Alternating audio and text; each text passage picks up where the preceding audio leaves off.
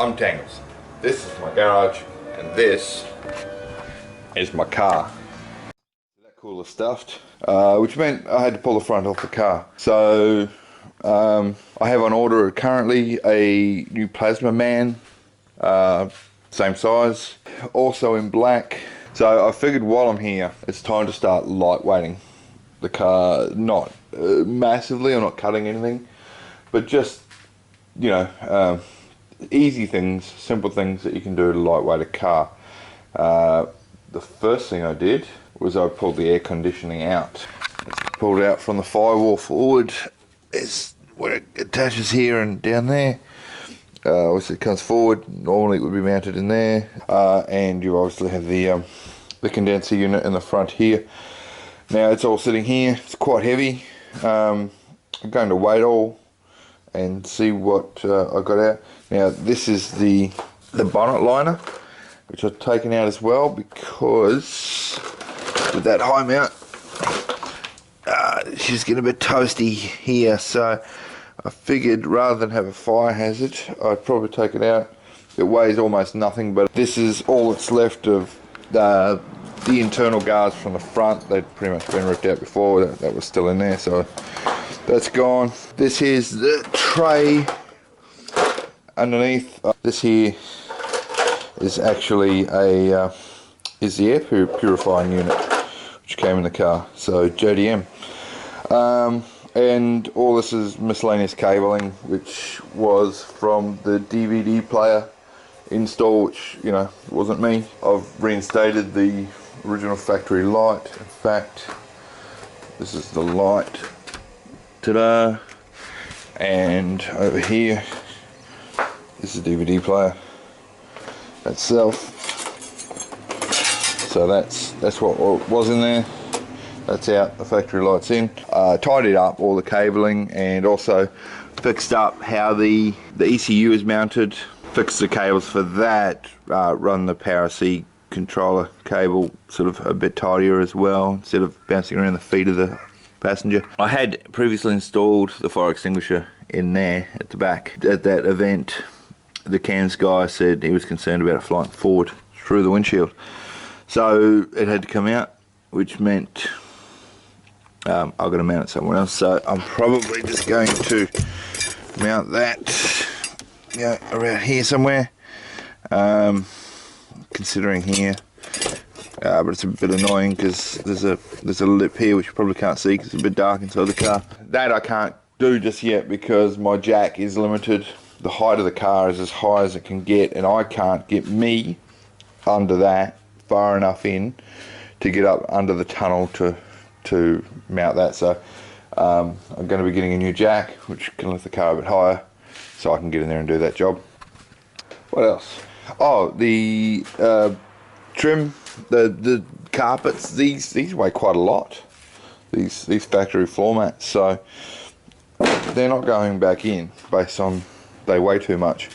And also the boot trim, that's staying out as well. I've got no need for it. I left all the carpets in, and I've left the back seat in because it weighs nothing. I can hold the back seat at arm's length for, yeah, as long as you like it. It literally, it'd be lucky to be 2 kilos for each piece. So it weighs next to nothing. So yeah, but I did tidy it all up. I took the air purifier unit that's on the parcel shelf back there. I took that out.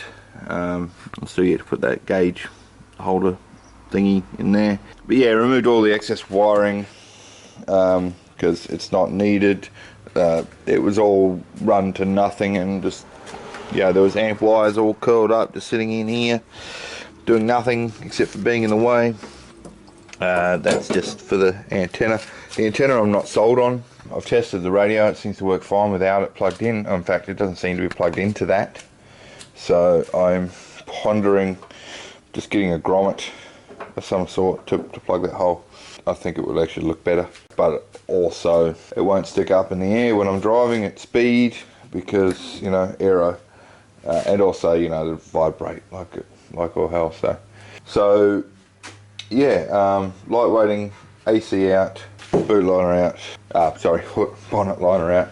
what's left of the guards, inner guards, the floor mats, but keep the carpet for the time being at least. It's not that serious a race car just yet, so I'll leave that in for a little bit of comfort and road noise reduction.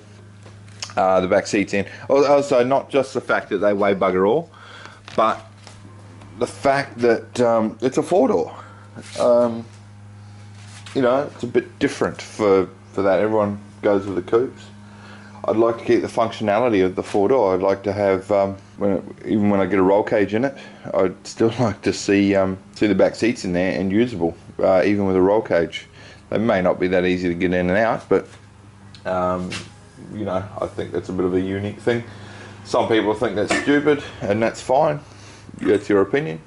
I think it'll be interesting. So that's what I reckon I might do. And yeah, so all the boot trim's come out and it's staying out. Oh, a couple of other little things while I'm here. So when I bought the car, this is as it is. These were broken off here. It's part of the mounting assembly. That one there is broken, and then I broke this one. Once again, a bit of fiberglass in there. It happened to happen while I was doing the bar. It happened because I was doing the bar, because I was messing around with it. So these lights actually probably need replacing at some point.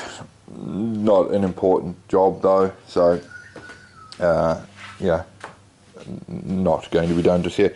This canister here, this is the I think this is the charcoal canister for I don't know, cleaning the fuel vapor or something like that. So that's probably going to go, if that is what it is, so that's what I think it is. And I'll put some filters on the lines where necessary, and then have them vent to atmosphere. A carbon fibre bonnet would be great, but they're definitely not legal. That's a defect, notice instantly. And my understanding is a GTR bonnet for the 33 is not a straight bolt up. For whatever reason, it's different length. So that all gets a bit hard then. Yeah, one other thing I did do here is there was a tiny little ding in the top of the car.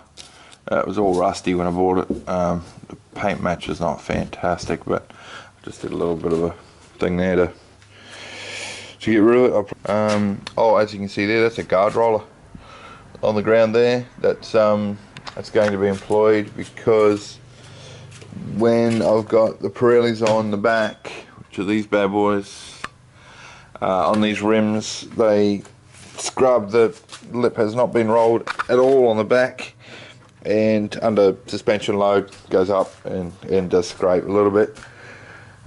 Scrapes on the front as well a little bit, despite the fact that they've been hammered at the top. I think it's scraping a little bit further fore and aft than where it's been hammered in. So guard rollers there, that'll be done. Probably going to be putting a bit of heat shielding on here to protect the paint on the top side of the bonnet, and be doing a little bit of heat wrapping around the wastegate, because I've welded this into the housing here.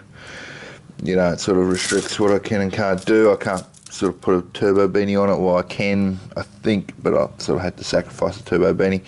I've got to reroute this braided line because I don't like it rubbing on the wastegate. It's liable to wear its way through something at some point. Oh, this here is pretty sure is a standard throttle body, so that's what's bolted onto the plenum, and that's what connects to the cooler piping. So the cooler piping is, you know, we're 50mm out, goes to, I think it's 2 3/4 inch piping pretty much straight away through the use of a silicon.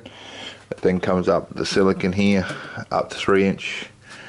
If that's not 2 3/4, it's 2 1/2. 3 inches in and out of the cooler, 3 inch all the way up to here, and then that is, well, it's whatever it is, whatever the standard 70 something millimeters, so it reduces down ever so slightly there.